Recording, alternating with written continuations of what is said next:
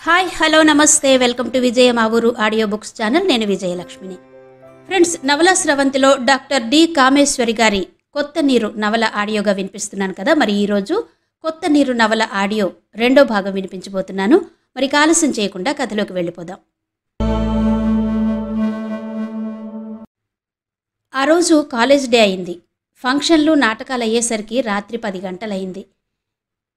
శకుంతల తన కోసం సిద్ధంగా ఉన్న బండిలో తనకి సీనియర్ అయిన ఒక అమ్మాయిని కూడా ఎక్కించుకుని ఇంటికి బయలుదేరింది.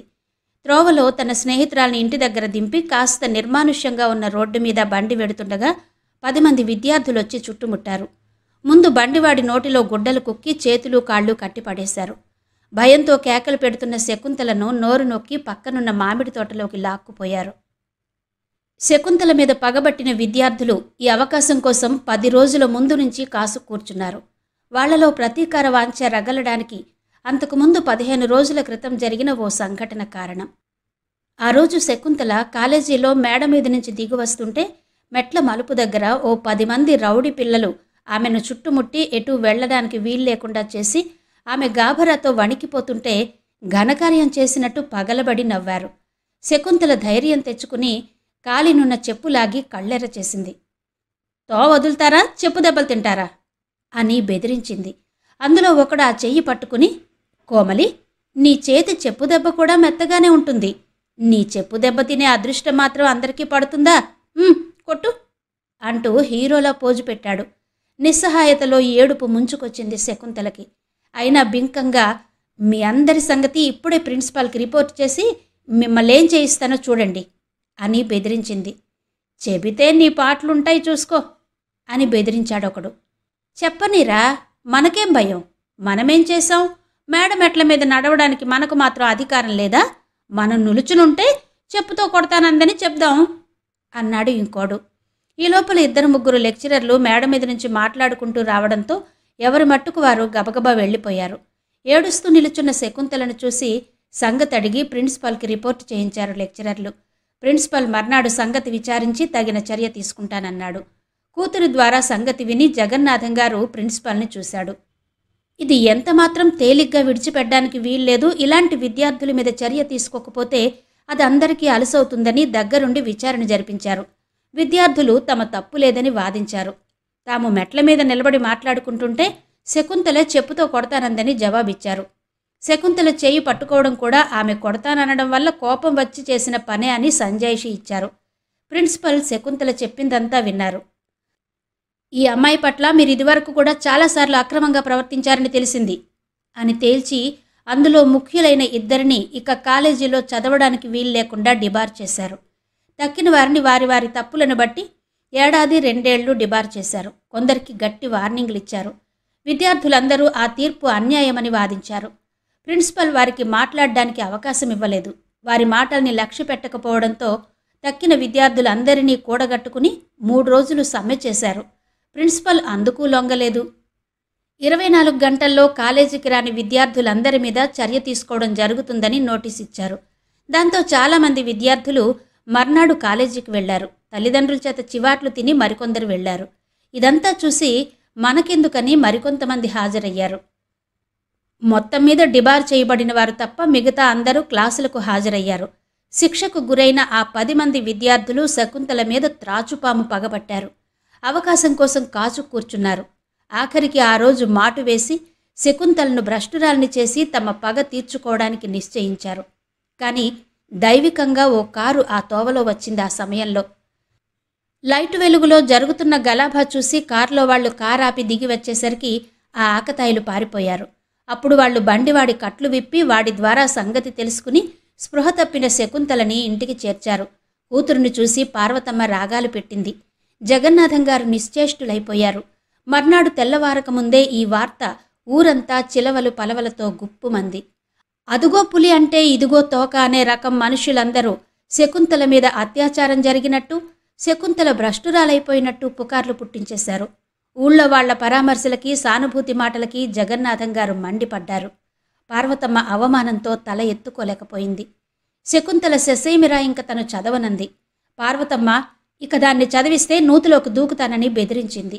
ఇంత జరిగాక ఇంకా కూతుర్ని చదివించే సాహసం లేక జగన్నాథం గారు తన కోరిక తీరే అవకాశం లేదని నిర్ణయించుకున్నారు. చదువు అప్పటితో ఆగిపోయింది. ఆ తరువాత శకుంతల పెళ్లి కూడా ఓ సమస్యగా తయారైంది. ఆమె చదువు మానివేసిన దగ్గర నుంచి ఎలాగైనా పెళ్లి చేసేయాలని ఎన్నెన్నో పెద్ద సంబంధాలు చూశారాయన. అసలు కాలేజీ చదువులు చదివిన ఆడపిల్లల్ని పెళ్లాడడానికి అప్పుడు అందరూ ఇష్టపడేవారు కాదు. దానికి తోడు ఎవరైనా పిల్లని చూసుకోవడానికి రావడం తరువాయి జరిగిన గత్తర సంగతి వాళ్ళకి ఎలా తెలిసేది.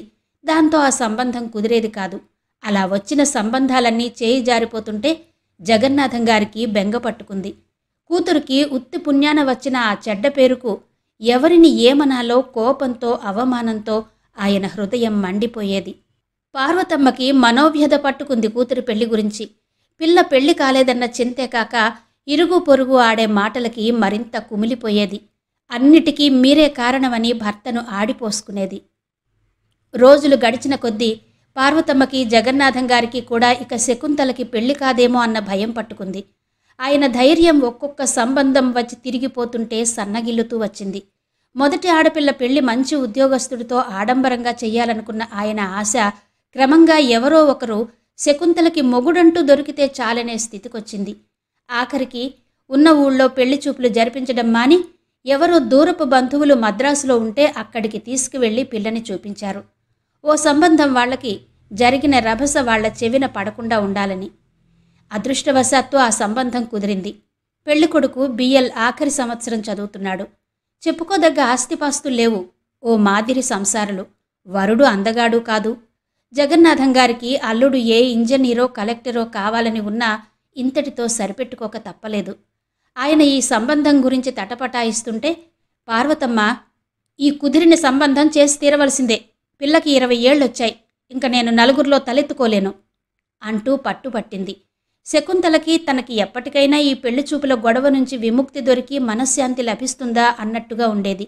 అంచేత తండ్రి అడగ్గానే మనసులోని పెద్ద పెద్ద ఆశలను చంపుకుని వెంటనే అంగీకరించింది పెళ్లికి.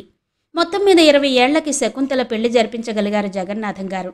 అయితే ఆ పెళ్లి ఏ విషయంలోనూ ఆయనకి సంతృప్తి కలిగించలేదు. పెద్ద కూతురి విషయంలో జరిగిన అనుభవం వల్ల రెండో కూతురు అన్నపూర్ణ విషయంలో ఆయన ముందు నుంచి జాగ్రత్త పడ్డారు. కనీసం పూర్ణనైనా గ్రాడ్యుయేట్ చేసి తన కోరిక తీర్చుకుని పెద్ద సంబంధం చెయ్యాలని నిశ్చయించారు. ఆడపిల్లను పొరుగుర్లో హాస్టల్లో పెట్టి చదివించడం ఏంటి అన్న పార్వతమ్మ గోల ఆయన ఎంతమాత్రం లక్ష్య పెట్టలేదు. స్కూల్ ఫైనల్ కాగానే పూర్ణని మద్రాసులో క్వీన్ మేరీస్లో చేర్పించి హాస్టల్లో పెట్టారు. పూర్ణ బిఏ 2వ ఏడు చదువుతుండగానే చాలా సంబంధాలు చూసి విదేశాలు వెళ్ళి వచ్చిన ఒక డాక్టర్తో పెళ్లి చూపులు ఏర్పాటు చేశారు. కానీ విధి ఈసారి ఆయన ఆశల్ని తారుమారు చేసి గేలి చేసింది. పూర్ణ తన కాలేజీ లెక్చరర్ని ప్రేమించారని అతన్ని తప్ప ఎవరిని పెండ్లాడను అంది. ఆ క్షణంలో ఎప్పుడూ రానంత కోపం వచ్చింది కూతురి మీద జగన్నాథం గారికి. తన పద్ధతికి విరుద్ధంగా కూతురి మీద కేకలు వేశారు. ఆయన ఆశలు తీరడం లేదన్న బాధతో ఎన్నో విధాల నచ్చ చెప్పబోయారు, బ్రతిమిలాడారు. దమ్మిడి ఆస్తి లేనివాడు, 150 రూపాయల జీతం వాడు తప్ప నీకు ప్రేమించడానికి ఎవరూ దొరకలేదా అని ఎత్తి పొడిచారు. 1000 రూపాయలు సంపాదించే డాక్టర్ కంటే ఆ లెక్చరర్ నీకెక్కువ అని అరిచారు. చిన్నప్పటినుంచి మీకు చనువిచ్చి మీ అభిప్రాయాలను గౌరవించి మీరాడిందాటగా పెంచినందుకు నాకిది శిక్ష అని వాపోయారు. ఇంత చేసిన తండ్రికి మీరు చూపించే కృతజ్ఞత ఇదేనా అని దైన్యంగా అడిగారు. ఈ అనర్థాలన్నిటికీ కారణం రామం, వాడే ముందు దారి తీశాడు అంటూ కొడుకు మీద విరుచుకుపడ్డారు. నిన్నేనా చదివించి పెద్ద సంబంధం చేయాలనుకున్న కోరికను తీరుస్తావని ఆశించాను అని బ్రతిమిలాడారు. ఎన్ని విధాలు చెప్పినా అన్నపూర్ణ పట్టు విడవలేదు. బలవంతంగా ఇంకొకరితో పెళ్లి చేస్తే చస్తానని బెదిరించింది. ఇక ఆ పెళ్లి చెయ్యక తప్పలేదా తండ్రికి.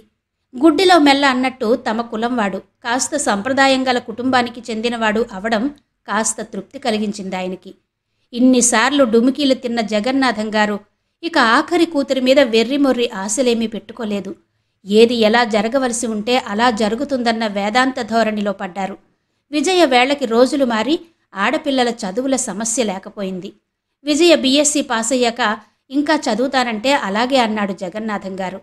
ఎంఎస్సీ అయ్యాక నేను రీసెర్చ్ చేస్తానంటే ముభావంగా నీ ఇష్టం అని ఊరుకున్నారు. పార్వతమ్మ మాత్రం అప్పుడే 20 ఏళ్లు నిండిపోయాయి, పెళ్లి చెయ్యండి అంటూ గొడవ చేస్తూ వచ్చింది మధ్య మధ్య. ఆయన భార్య మాటలు లక్ష్యపెట్టడం మానేశాడు. కూతురి భవిష్యత్తు నిర్ణయం ఆమె మీదే వదిలారు. మధ్యలో 1-2 సార్లు తన కర్తవ్యంగా ఎంచి పెళ్లి సంగతి కూతురికి గుర్తు చేశాడు. కానీ విజయ ఇప్పుడు కాదు అంటూ వాయిదా వేసింది. విజయ డాక్టరేట్ తెచ్చుకున్నాక తనకి ఫారిన్ స్కాలర్షిప్ వచ్చిందని, ఫారిన్ వెళ్లాలని ఉందని చెప్పిన రోజున మాత్రం జగన్నాథం గారు కూతురితో ఆమె భవిష్యత్తు గురించి చర్చించారు. బీఎస్సీ అనుకున్నాను, తర్వాత ఎంఎస్సీ చదువుతానన్నావు, తర్వాత రీసెర్చ్ అన్నావు. నీ అభిలాషను కాదనడం ఇష్టం లేక సరే అన్నాను. డాక్టరేట్ తెచ్చుకున్నావు, బాగుంది. ఇంకా ఇప్పుడు ఫారిన్ వెళ్లాలంటున్నావు. ఇప్పుడు నీకు 23 ఏళ్లు నిండాయి. ఈ రీసెర్చ్లకి అంతం ఎప్పుడు? అనంతమైన ఈ చదువుకి అంతం ఎప్పుడు? ఇంకా చదివి ఏం చెయ్యాలని నీ ఉద్దేశం అన్నారాయన. విజయ తల వంచుకుంది. చేతి వేళ్లు చూసుకుంటూ ఉండిపోయింది. మీ అమ్మ నీ పెళ్లి గురించి రోజూ పోరుతున్నా నీకు చదువు మీద ఉన్న అభిలాషను చూసి అది ఇన్నాళ్లు వాయిదా వేశాను. 23 ఏళ్ల దానివి. పెళ్లి ఇంకా వాయిదా వేయడం అంత మంచిది కాదని నా ఉద్దేశం. నీకంతగా ఫారిన్ వెళ్లాలనుంటే దానికి తగ్గట్టు అలాంటి వరుణ్ణి చూస్తాను. పెళ్ళయ్యాక ఇద్దరూ వెళ్ళొచ్చు కూతురి మొహంలోకి చూస్తూ అన్నారాయన. తండ్రి పిల్లల మీద పెట్టుకున్న ఆశలు కోరికలు ఎరగనిది కాదు విజయ. ఇప్పటి వరకు ఆయన ఆశలు ఏ ఒక్కరి వల్ల తీరలేదన్న సంగతి తెలియనిది కాదు. అందుకే తన నిశ్చయం బయట పెట్టడానికి సందేహించింది. ఏదో తప్పు చేస్తున్న భావం కలిగింది.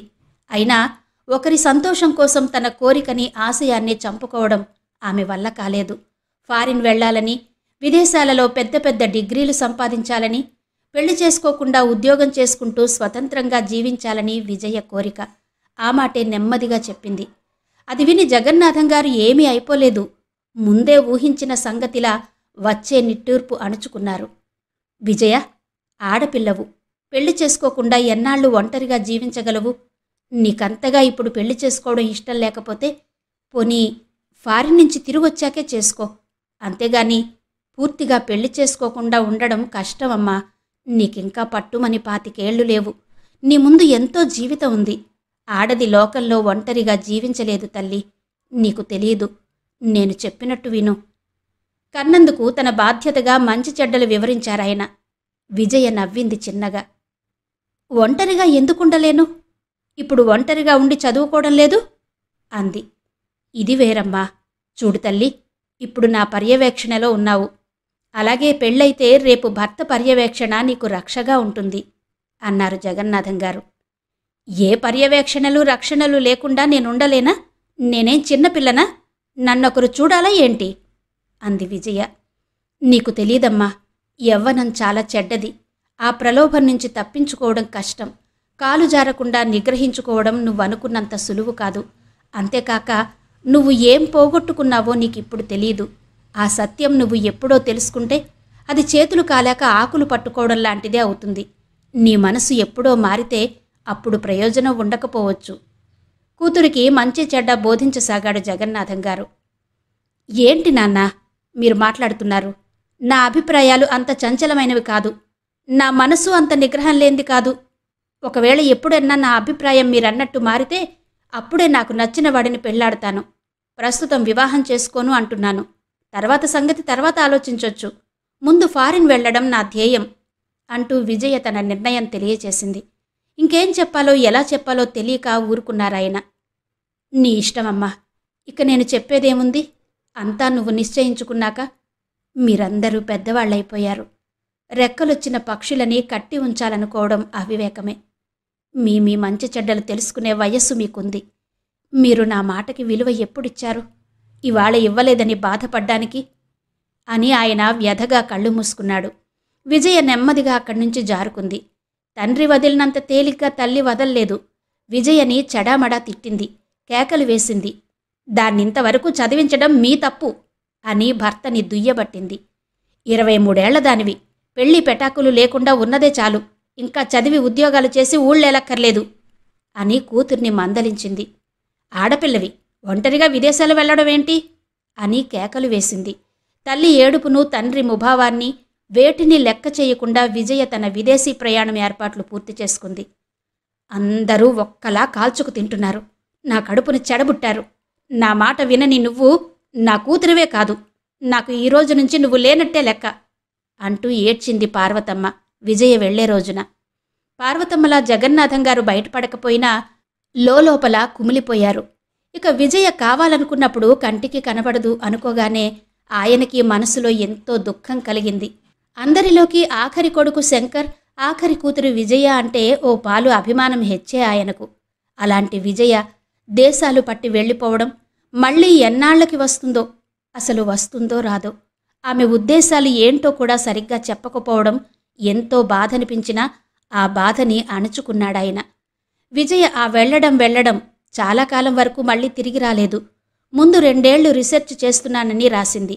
తర్వాత తనకు అక్కడే మంచి పెద్ద జీతంతో ఉద్యోగం దొరికిందని, ఆ దేశం తనకు చాలా నచ్చింది కనుక అక్కడే స్థిరపడిపోదలుచుకున్నాను అని, ఎప్పుడైనా తన అభిప్రాయం మారితే అప్పుడు తిరిగి వస్తానని తెలియచేసింది.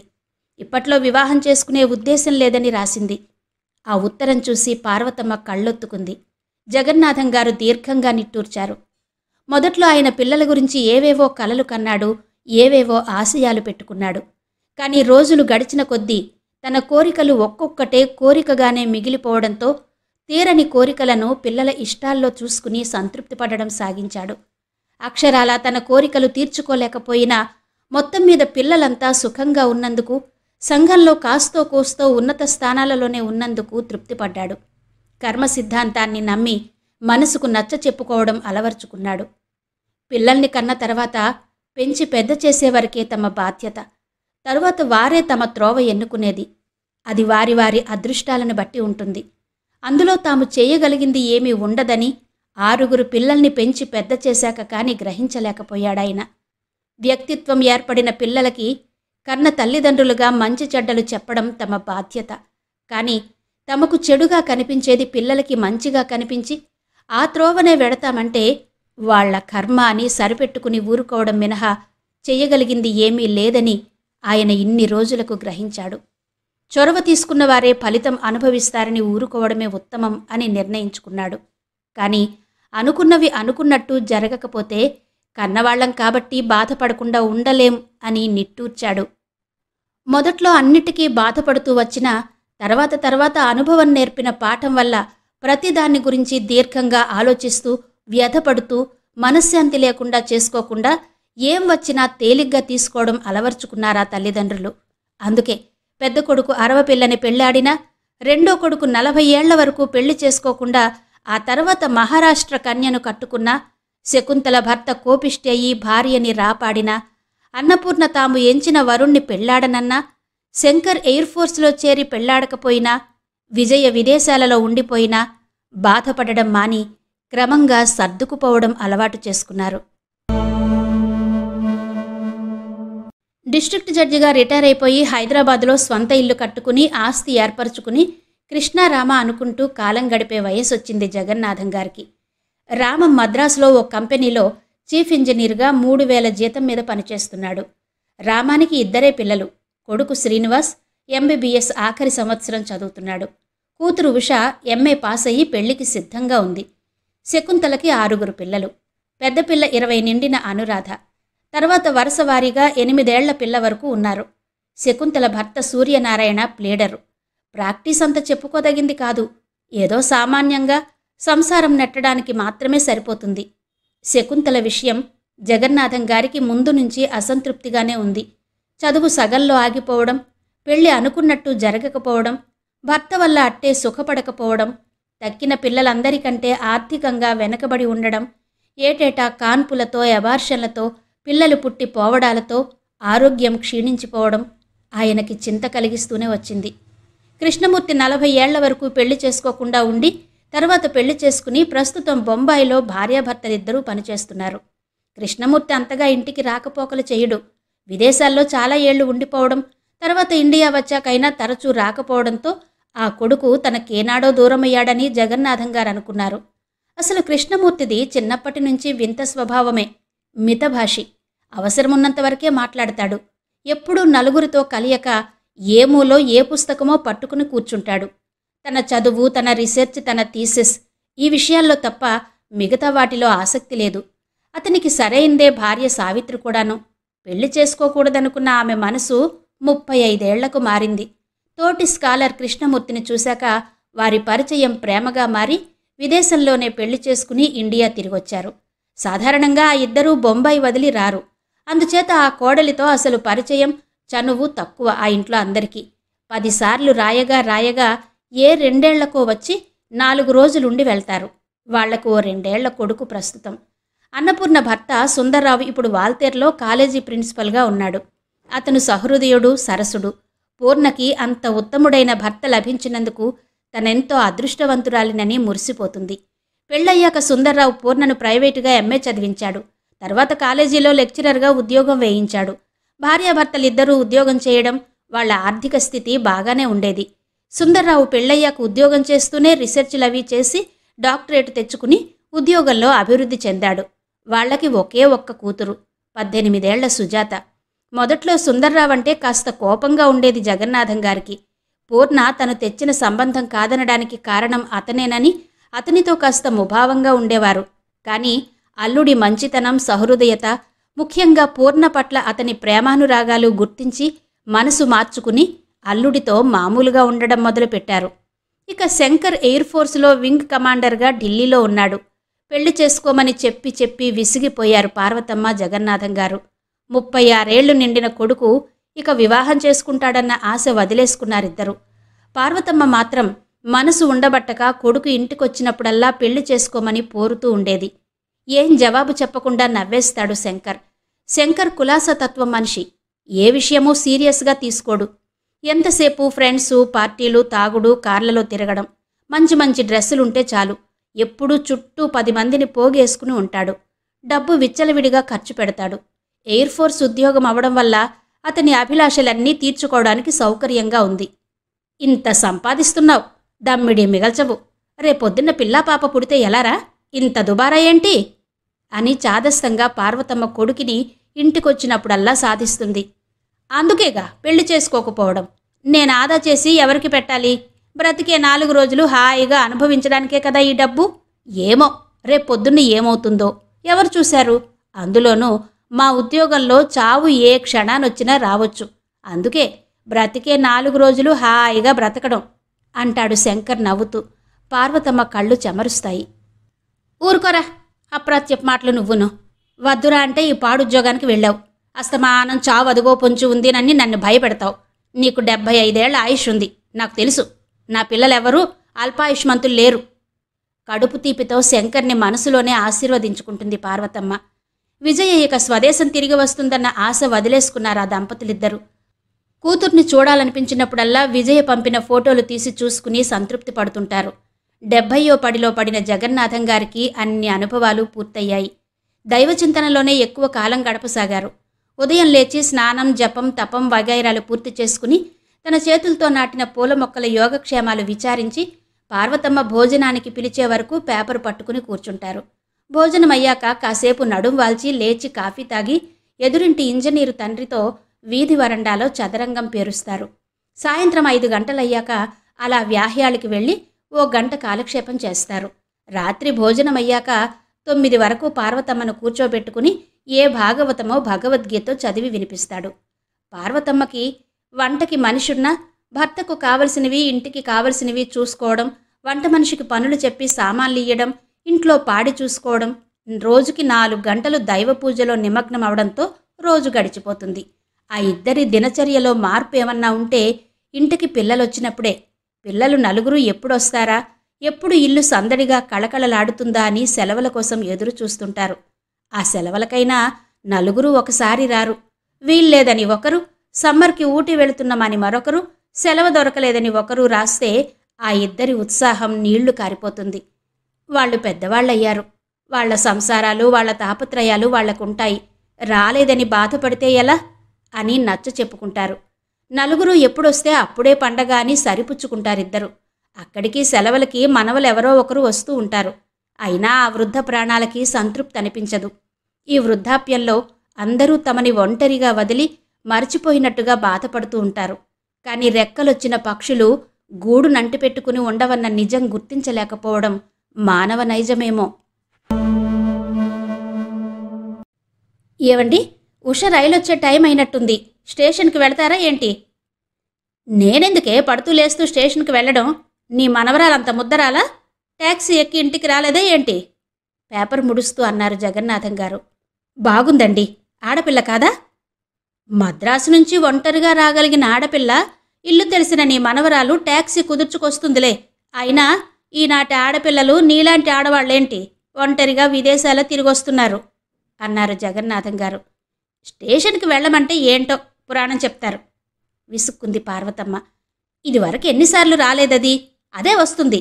దానికి ఊరు కొత్త ఏంటి? ఈ ఎండలో నేను వెళ్ళలేను సుమా. బాగుంది. వాడు ఆడపిల్లను ఒక్కరిని పంపడం అలాగే ఉంది. సణుక్కుంటూ వెళ్ళిపోయింది పార్వతమ్మ. పడకుర్చీలో పడుకుని కుడుకుపాట్లు పడుతున్న జగన్నాథం గారు ట్యాక్సీ గుమ్మం దగ్గర ఆగడం, ఉష లోపలికి రావడం గమనించనే లేదు. తాతగారు? ఉష పిలుస్తుంటే ఉలిక్కిపడి లేచాడాయన. మనవరాల్ని చూస్తూనే ఆయన ముఖం విప్పారింది. వచ్చావా అమ్మా? రైలు ఆలస్యమైనట్టుందే అని కుశల ప్రశ్నలు వేస్తూ లోపలికి దారితీశాడు. అయితే మీ ఒంట్లో ఎలా ఉందిప్పుడు? జ్వరం తగ్గిపోయినట్టేనా? ఉష కాస్త అనుమానిస్తూ అడిగింది. జ్వరమా? నాకా? అని తెల్లబోయి అంతలోనే కొడుకు రాసిన ఉత్తరం జ్ఞాపకం వచ్చి సర్దుకుంటూ, తగ్గిందిలే అమ్మా. ఆ మధ్య 4 రోజులు ఒంట్లో బాగాలేదు. ఇప్పుడు బాగానే ఉంది అన్నారు. ఉషకి అసలు సంగతి తెలియదని గ్రహించి. మరి నాన్న ఎందుకు అంత గాభరాగా నన్ను ప్రయాణం చేయించారు? తాతగారికి ఒంట్లో బాగాలేదట. నేను వెడదామంటే సెలవు లేదు. అమ్మని పంపితే నాకు ఇబ్బంది. నువ్వు వెళ్ళి కాస్త చూసిరా. ఇద్దరు పెద్దవాళ్ళు ఒంటరిగా ఉన్నారు. బామ్మకేం తెలీదు అంటూ నన్ను హడావిడిగా పంపించారు.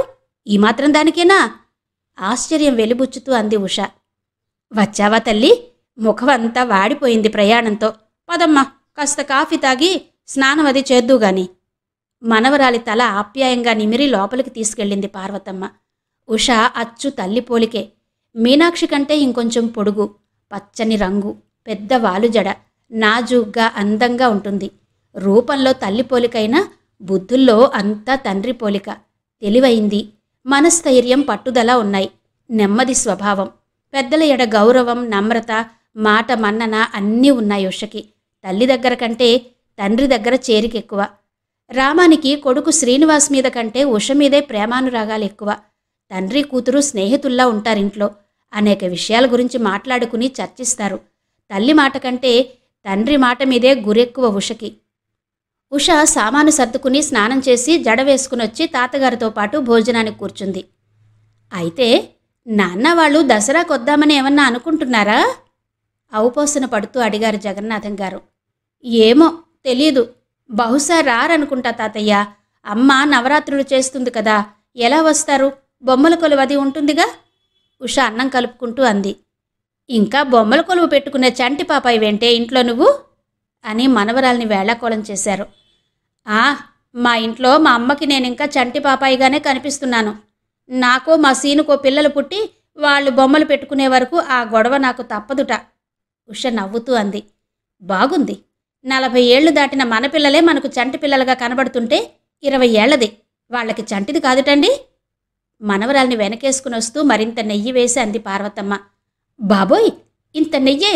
ఈ నెయ్యి తింటే నా ఒళ్ళు నా అదుపులో ఉంటుందా? ఇక్కడ 4 రోజులుంటే నా 4 ఏళ్ల డైటింగు వేస్ట్ అయిపోతుంది అంది ఉష. ఏం చోద్యమే నా తల్లి, ఇదెక్కడి డైటింగ్ పిచ్చి పట్టుకుంది మీ అందరికీ? ఓ నేతి చుక్క రాలనీరు, పిడికడ అన్నం విస్తట్లో పెట్టనీరు. మొన్న అనురాధొచ్చిందా? అది ఇదే వరుస. ఓ నెయ్యి వేసుకోదు. ఏ తీపి వంటలు పెట్టినా వద్దో అని గోల. ఇక ఆ సుజాత అయితే సరే సరి, విస్తట్లో అన్నమే పెట్టనీయదు. ఏంటో ఈ గోల. ఇదెక్కడి ప్రారంధమో. కడుపు నిండా తిండి తినకుండా ఉన్నారు ఈ పిల్లలు. లేని వాళ్ళకి ఎలాగూ లేదు. ఉన్నవాళ్ళకైనా కమ్మగా ఇంత తినకపోవడం ఏంటో. పప్పు కలుపుకుని నెయ్యి వేసుకుని కమ్మకమ్మగా తినడమే ఎరగరు. అందుకే ఎండు నక్కల్లా తయారవుతున్నారు ఈ కాలం పిల్లలు. ఈ పస్తులకు తోడు కాలేజీ చదువులు ఒకటొచ్చు పడ్డాయి. మరింత ఆర్చుకుపోతున్నారు. హాయిగా 4 తింటే కదా కాస్త నవనవలాడుతూ ఉంటారు. చిన్న ఉపన్యాసం ఇచ్చింది పార్వతమ్మ మనవరాల్ని కేకలు వేస్తూ. బాగుందే. ఈ రోజుల్లో కరువు ఎలా మండిపోతుందో దాన్ని బట్టి ఈ బుద్ధులన్నీ పుడుతున్నాయి ఈ కాలపు వాళ్ళకి అన్నారు జగన్నాథం గారు. అది నిజమేలేండి తాతగారు. మీ కాలంలోలాగా పూటకో గిన్నెడు నెయ్యి ఖాళీ చేస్తే దివాళా తీస్తారు ఎలాంటి వాళ్ళైనా ఈ రోజుల్లో అంటూ నవ్వింది ఉష. అలా అని కడుపు మార్చుకుంటారటే? తిండి కోసమే కదా ఈ పాటలన్నీ. లేని వాళ్ళకి ఎలాగూ లేదు, ఉన్నవాళ్లకే శుభ్రంగా కడుపు నిండా తినడానికి. ఇంత అన్నం తింటే శుభ్రంగా తిన్నట్టు లెక్క బామ్మ. నీకు తెలీదు, కంచెడు అన్నం తినడం వల్ల లాభం లేదు. బ్యాలెన్స్డ్ డైట్ ఉంటే మనం తినే ఆహారంలో అన్ని పోషక పదార్థాలు ఉండేటట్టు చూసుకోవాలి. నీ సైన్స్ పరిజ్ఞానం మీ బామ్మకేం బోధపడుతుంది కానీ అన్నం తిను ముందు అన్నారు తాతగారు నవ్వుతూ. ఏమోనమ్మా, ఈ సైన్సులు చదువులు మాకేం తెలుస్తాయి? మీరిలా ఉన్నారు. ఇక ఆ శంకర్ ఇంటికి వస్తాడా? వాడు ఆ ఉద్యోగంలో చేరిన దగ్గర నుంచి పూర్తిగా మారిపోయాళ్లే. ఇక్కడున్న 4 రోజులు ఇదేం తిండి, ఉత్త గడ్డి తింటున్నాం మనం అని విసుక్కుంటాడు. అన్నం వార్చి గంజి పారబోస్తారు, కూరలు ఉడికించి ఆ నీళ్లు వంపేస్తారు, ఇంత నూనె వేసి ముక్కలు వేయిస్తారు. ఈ తిండిలో ఏముంది చెత్త అంటాడు. కంచమంతా కోడికి ఎక్కిరించినట్టు కెలికి లేచిపోతాడు. ఆ కూర కాస్త తిని పిల్లాడింటికొచ్చాడు కదా అని ఏ మైసూర్ పాకో పకోడీలో చేసి పెడితే వేలేసి ముట్టుకోడు. బజార్ నుంచి ఆ కల్లు రొట్టి తెప్పించమంటాడు. దానికింత వెన్న పాముకుని రోగి స్టోర్లో తింటాడు. రాత్రి అన్నం తింటే అరగని ముసలోళ్ళ రొట్టెలు చేయమంటాడు. శుభ్రంగా ఇంత కందిపొడి ఆవకాయ వేసుకుని తినేవాడు. ఇది వరకు అన్నీ మానేసుకున్నాడు ఆ ఉద్యోగంలో చేరాక. ఏంటో ఈ కాలం పిల్లల తీరు చూస్తుంటే ఆశ్చర్యం వేస్తుంది. ఈ పోకిళ్ళు మా కాలంలో లేవు బాబు. ఎప్పుడైనా ఈ కాఫీలు ఎరుగుదుమా, టిఫిన్లు ఎరుగుదుమా? ఈ పూట భోజనం చేస్తే మళ్ళీ రాత్రి వరకు ఆకలన్న మాటే ఉండేది కాదు. ఇలా గంటకోసారి 2 గంటలకోసారి టిఫిన్లు తినడం మేమెరగం బాబు. ఇంటెడు పని గొడ్డులా చేసేవాళ్ళం, అలుపు సొలుపు లేకుండా. 10 మంది పిల్లల కన్నా గుమ్మడి పళ్ళలా ఉండేవారు. అయ్యో రాత! ఆ బలాలు, ఆ చాకిరీలు, ఆ పిల్లల్ని కనడాలు ఈనాటి ఆడవాళ్ళకి సాధ్యమా? పిండం కడుపున పడిన దగ్గర నుంచి నిలవడానికి మందులు, కనడానికి మందులు, గండం గడిచి పిండం బయటపడడానికి 4 డాక్టర్లు కావాలి. ఇక సరే, బిడ్డ భూమి మీద పడింది లగాయితూ పాల డబ్బాల కోసం బజార్లకు పరిగెత్తడం. మరి ఇలాంటి షోకుతుళ్ళు పరిగితే బలాలు ఎక్కడి నుంచి వస్తాయట అంది పార్వతమ్మ. భలే మంచి ఉపన్యాసం ఇచ్చావు బామ్మ. ఇదంతా చక్కగా ఏ పత్రికో వ్రాసి పంపకూడదు అంటూ వేళకోళం చేసింది ఉష. అవునే అమ్మా, మీలా నేను బిఏలు ఎంఏలు సతికానా పుస్తకాలు రాయడానికి అందావిడ. మీ బామ్మ చదువుకోకపోతేనే ఒక్కొక్క ఉపన్యాసం ఇచ్చిందంటే ఏ ఎంఏలు పనికిరారావిడ ముందు అంటూ భార్యను ఆట పట్టించాడు జగన్నాథం గారు. నన్ను చూస్తే మీ ఇద్దరికీ అంత వేళకోళంగా ఉందన్నమాట. ఓనీలెండి గాని ఇక లేవండి, 12 గంటలైంది. నా ప్రాణం కడగడుతోంది. పాపం వెంకమ్మ గారు మీరెప్పుడు లేస్తారా అని చూస్తోంది. భోజనాలు అయ్యాక సావకాశంగా మాట్లాడుకోవచ్చు అంటూ ఇద్దరినీ హెచ్చరించి పార్వతమ్మ విస్తరి ముందు చతకలిబడింది. ఇంతవరకు డాక్టర్ డి కామేశ్వరి గారి కొత్త నీరు నవల ఆడియో 2వ భాగం విన్నారు కదా. మిగిలిన కథ తరువాతి భాగాల్లో వినిపిస్తాను. అంతవరకు సెలవు. నమస్తే.